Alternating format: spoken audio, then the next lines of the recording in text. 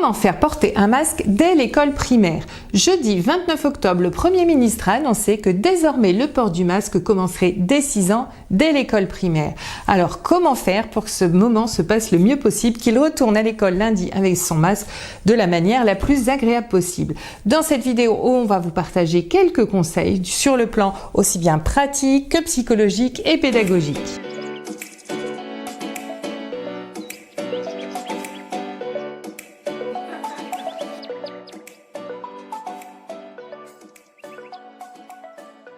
Bonjour, je m'appelle Karine Garnier, je suis la fondatrice de Cap Réussir, la communauté de tous ceux qui veulent aider leurs enfants à apprendre, progresser et réussir. Et aujourd'hui, je devrais dire aussi la fondatrice de la communauté de tous ceux qui veulent que leurs enfants se sentent le mieux possible à l'école. Et avec cette nouvelle conjoncture, ce nouveau confinement qui commence, mais avec l'école ouverte pour les enfants à condition qu'ils aient un masque, de nouvelles questions font leur apparition. Alors dans cette vidéo, la question n'est pas du tout de savoir si on est pour ou contre le retour à l'école, pour ou contre le port du masque, mais plutôt de vous aider sur un plan, comme je l'ai dit dans l'introduction, à la fois pratique, psychologique et pédagogique, pour vous aider dans cette mission avec votre enfant. Et pour ce faire, aujourd'hui, Emmanuel Jublin, auteur du blog Votre voix au service de votre vie, nous partage aussi ses quelques petits conseils de coach vocal. Alors on commence tout de suite avec quelques conseils pratiques. Je vous conseille ces éléments suivants, de privilégier par pragmatisme des masques en tissu, notamment des tissus avec 3 plis. Les 3 plis en fait créent à mesure que l'enfant souffle et inspire comme une sorte de petite piscine d'air, et ça évite à l'enfant de respirer son propre souffle et d'avoir la sensation d'être à court d'oxygène. On sait que ça n'a pas une influence sur le taux de saturation de l'oxygène, mais par contre au niveau de l'impression, c'est pas du tout confortable. Nous, adultes ou plus grands, les ados arrivent à bien le vivre, mais les petits, en fait, ça leur est beaucoup plus confortable d'avoir cette présence d'un mouvement d'air, en fait. Les 3 plis aussi permettent que, malgré tout, le tissu reste bien collé aux joues, et ça, eh bien, c'est précieux évidemment pour la protection. Un autre conseil que je vous recommande, c'est de veiller à ce que votre enfant boive beaucoup et donc de s'hydrater évidemment. Les professionnels de l'enseignement veillent à ce que ça se fasse dans le respect de la distance physique les uns avec les autres.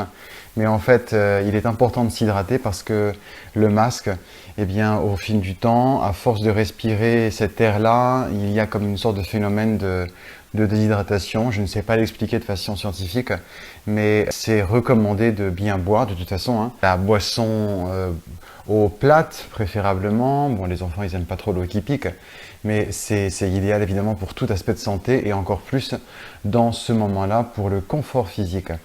Je recommanderais aussi une chose pour le port du masque, c'est de s'entraîner un peu à la maison dans les jours qui viennent et puis même au fil de la semaine pour voir que si l'enfant en fait il le porte bien et qu'il soit dans un environnement familier avec ce masque, ce qui fait que quand il sera à l'école, eh bien il se rappellera de la maison. Ça c'est un petit conseil tout simple, pas tout le temps évidemment à la maison, et quelques petits moments, sans du tout penser que ça fait flipper, que c'est juste comme on apprend à l'enfant à porter son sac à dos à la maison avant sa première rentrée.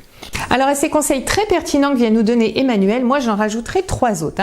Le premier, c'est de choisir un masque bien adapté à la taille de son enfant. Il existe des petits modèles pour éviter de faire 15 000 nœuds autour des oreilles.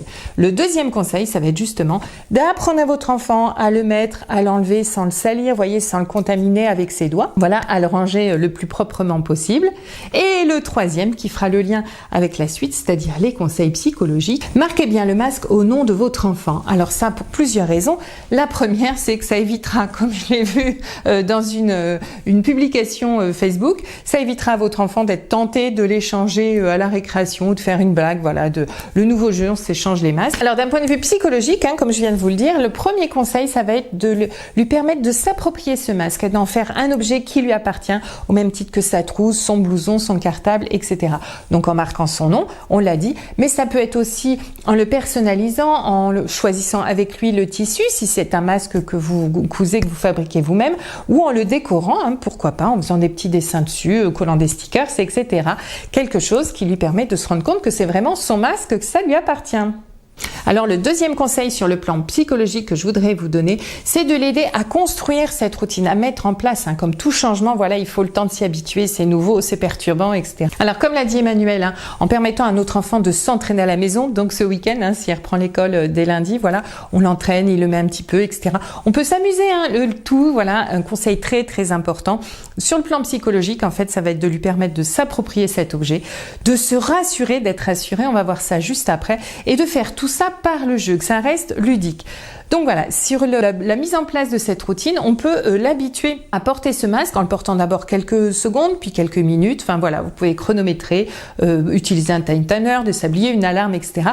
Notez ça sur un joli petit tableau sous forme de trophée, vous savez. Enfin voilà, c'est pas l'idée de le récompenser, mais c'est l'idée que lui-même voit ses progrès et voit ce qu'il a réussi. On peut par exemple dessiner un petit rond vert à chaque fois qu'il l'a porté, 5 minutes, 1 heure. Enfin ça, c'est à vous de voir. Alors, il y a un beau rayon de soleil cet après-midi, mais du coup, je suis un petit peu à contre-jour. J'espère que vous allez me voir correctement. Et oui, je vous ai pas dit, cette vidéo est complètement improvisée, suite à l'actualité. Je l'avais pas prévu dans mon calendrier de publication, mais ça me semblait important de vous la proposer. Bon, certains diront, c'est vrai, j'aurais pu la faire dès le mois de juin en pensant aux élèves de collège. Mais là, je pense que pour les plus jeunes, on est quand même sur d'autres problématiques. Donc, on reprend tout de suite nos petits conseils. Mais avant, pensez bien à vous abonner à la chaîne YouTube de Cap-Réussir, à activer les notifications pour être tenu au courant de la sortie des prochaines vidéos. Alors on l'a dit, on en fait quelque chose de progressif pour mettre en place cette petite routine. Alors je vous parlais de porter le masque à la maison. Vous pouvez aussi aider votre enfant à s'entraîner, à le porter de dehors à dedans. Et là, je pense, pour l'avoir vécu, notamment aux enfants qui portent des lunettes. Et oui, quand on change de température, il y a d'un seul coup de la buée dans les lunettes. Donc là, il va falloir lui apprendre à supporter ce moment un petit peu désagréable et à enlever les lunettes quelques instants plutôt qu'enlever le masque. C'est vrai que le premier réflexe, c'est d'enlever le masque. Ça a été mon réflexe aussi. Et maintenant, j'arrive dans une pièce à accepter, un petit peu comme la mise au point, voilà, qui se fait sur l'appareil photo. Et bien accepter que quand j'arrive quelque part, j'enlève mes lunettes, j'attends que la température s'équilibre et je les remets. Donc tout ça, c'est des choses que vous allez pouvoir apprendre à vos enfants. Alors on parlait du jeu aussi, donc moi ce que je vous propose pour mettre en place cette habitude du port du masque tout en jouant, c'est de lui permettre de mettre des masques à ses poupées, à ses peluches, à son doudou, pourquoi pas. Et puis aussi, pourquoi pas, de sacrifier quelques petits Playmobil ou bonhommes Lego pour dessiner des petits masques. Voilà, il faut vraiment dédramatiser les choses, que ça devienne quelque chose d'habituel, de normal. Tout le monde porte des masques, papa, maman, les enfants et les jouets également. Alors après, il est bien évident malgré tout que ça peut rester une gêne, être très désagréable. Donc là, ce que je vous conseille, c'est des petits exercices de respiration. Voilà, pour l'aider à se calmer, à sentir sa respiration, à réguler sa respiration avec le masque. Alors là, je vous renvoie à ma vidéo que j'avais faite sur les respiroutines, à partir d'un livre Cohérence Kit qui m'avait nettement inspiré. Je vous mets le lien ici de cette vidéo. Vous y trouverez des petits jeux, des petits exercices à faire avec vos enfants qui sont tout à fait faisables avec le masque, bien évidemment. Enfin, sur le plan psychologique, la dernière chose qui me reste à vous dire, c'est que qu'est-ce qui va stresser le plus votre enfant? Alors, effectivement, ça peut être cet aspect un petit peu médical, hôpital, s'il a une expérience des hôpitaux, s'il a vu beaucoup de films, beaucoup de séries comme ça avec des personnages assez angoissants qui portent des masques. Mais en dehors de cette situation-là, ce qui risque vraiment de l'angoisser, de le stresser, s'il vous sent, vous, stressé, angoissé, contrarié, en colère par rapport à cette situation du port du masque pour les enfants. Alors, est-ce que ça veut dire, si vous êtes contre, en colère, contrarié, est-ce que ça veut dire que vous devez faire croire à votre enfant que vous êtes pour?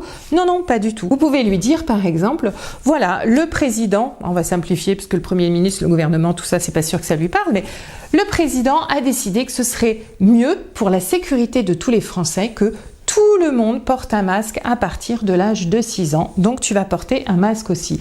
Moi personnellement, je pense qu'il aurait pu faire autrement, je suis pas tout à fait d'accord ou je suis pas du tout d'accord pour diverses raisons, mais c'est la règle, comme il a décidé ça, et ben lundi tu vas à l'école et on va appliquer la règle. En dehors du port du masque, vous voyez, c'est quelque chose de très important qui va lui permettre de faire la différence entre les pensées, les sentiments, les émotions et les actes, les règles, les lois que l'on respecte. Dans tous les cas, c'est important aussi de lui préciser que vous ne pensez pas que c'est dangereux pour lui, pour sa santé, de porter un masque, auquel cas il serait vraiment angoissé toute la journée s'il s'imaginait ça dans vos têtes. Et pour terminer, nous allons passer au conseil pédagogique, et là je vous laisse écouter le dernier conseil d'Emmanuel. Il y a une chose aussi que je vous recommande, c'est de veiller à ce qu'il s'entraîne aussi, et c'est pour ça que le masque à la maison, ça peut être drôlement utile, c'est de l'entraîner à bien prononcer, bien s'exprimer et de s'habituer à la présence en fait du masque contre la bouche, parce qu'en fait les lèvres, vous le constatez en tant que parent, eh bien nos lèvres touchent le masque et ça change quelque peu la perception de la prononciation, notamment l'énonciation des consonnes. Et donc, c'est une familiarisation à mettre en place et que l'enfant ne se retrouve pas à avoir peur de s'exprimer, qu'il se dise qu'il va être compris, elle va être comprise quand elle s'exprime, quand il s'exprime. Voilà quelques conseils que j'ai grand plaisir à partager avec toi, Karine, et ta belle communauté de Cap Réussir. Comme l'a dit Emmanuel, voyez, on s'entraîne, on aide son enfant à s'entraîner à la maison, à parler avec un masque, à parler suffisamment fort, à articuler derrière son masque, à poser sa respiration. Bref, tout ce qui va lui permettre d'être mieux entendu, d'être mieux compris. Après, moi, mon petit conseil en plus, si votre enfant est au moment de l'apprentissage de la lecture, je vous recommande de vraiment lui faire redire les sons chaque soir, qu'il aura étudié dans la journée et qu'il n'aura pu entendre d'ailleurs aussi venant de la part de l'enseignant que feutrer derrière un masque. Donc sans le masque, bien entendu, le soir, vous lui redites bien ces sons qu'il vient d'apprendre. Je pense notamment à la différence entre le en, le on, vous voyez le et, le est. Des choses comme ça qui vont être beaucoup plus entendables, audibles si on le refait sans le masque. Et je terminerai avec une question qui m'a été posée dans mon groupe Facebook, à savoir, et les enfants qui ont des troubles du comportement, comment on fait? Donc là, dans le protocole, on nous dit bien de tout mettre en place au niveau pédagogique pour que ces enfants réussissent à adapter les règles. Donc, bien entendu, s'ils ne supportent vraiment pas, si votre enfant a une AESH, une AVS, peut-être qu'il va pouvoir sortir, aller s'isoler dans les toilettes quelques secondes pour prendre un peu d'air, respirer. Si ce n'est pas possible, peut-être lui apprendre des exercices de respiration, comme je l'ai dit, qui peuvent le calmer, qui l'aideront à mieux supporter cet objet qui peut paraître un petit peu contraignant, étouffant, etc. On peut aussi lui proposer, vous savez, des petits exercices comme quand on a un plâtre et que ça nous gratte et on dit que surtout pas penser à l'endroit qui nous gratte, mais de penser à un autre endroit. Donc un petit peu de l'ordre de la méditation comme ça, lui proposer des petits exercices, de se focaliser. Donc là, le masque c'est sur la bouche, on va se focaliser justement sur les pieds ou sur le bout des doigts ou sur le sommet du crâne. Enfin voilà, de focaliser son attention à un autre niveau pour pouvoir oublier un petit peu ce masque. Donc voilà, c'était nos petits conseils à Emmanuel et moi-même sur le port du masque pour les plus jeunes. Donc on résume, plutôt un masque en tissu avec 3 plis que l'on va pouvoir personnaliser à l'enfant avec son nom, un tissu coloré, des petits dessins, etc.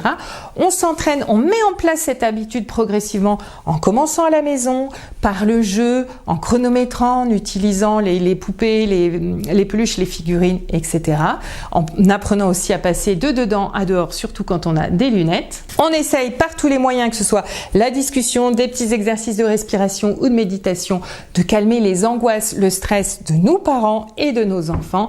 Et enfin, on porte une attention particulière. Alors, je parlais de l'apprentissage de la lecture, mais ça peut être aussi le cas pour les plus grands au niveau des langues vivantes, où l'accent, l'accentuation, la phonologie, etc. ne va pas bien être entendu. Donc, on revoit ces petits aspects très techniques le soir, le week-end si on n'a pas le temps le soir, en rentrant à la maison sans le masque. Voilà, je souhaite à tous une très belle rentrée de ces vacances d'automne, un petit peu particulière, dans ces conditions très particulières. Un bon courage pour ceux qui seront confinés, bon courage aussi pour ceux qui vont aller travailler comme moi dans ces conditions. On se retrouve très bientôt sur la chaîne YouTube de Cap Réussir. Je vous le redis, pensez bien à vous abonner. Et si vous voulez encore plus d'informations sur comment aider son enfant à apprendre, progresser et réussir, je vous invite à télécharger mon guide des 12 meilleures clés où j'y parle concentration, mémorisation, autonomie, etc. Le lien se trouve juste en dessous dans la barre de description, ainsi que le lien vers la chaîne d'Emmanuel Jublin que vous trouverez également juste en dessous. À la semaine prochaine, bye!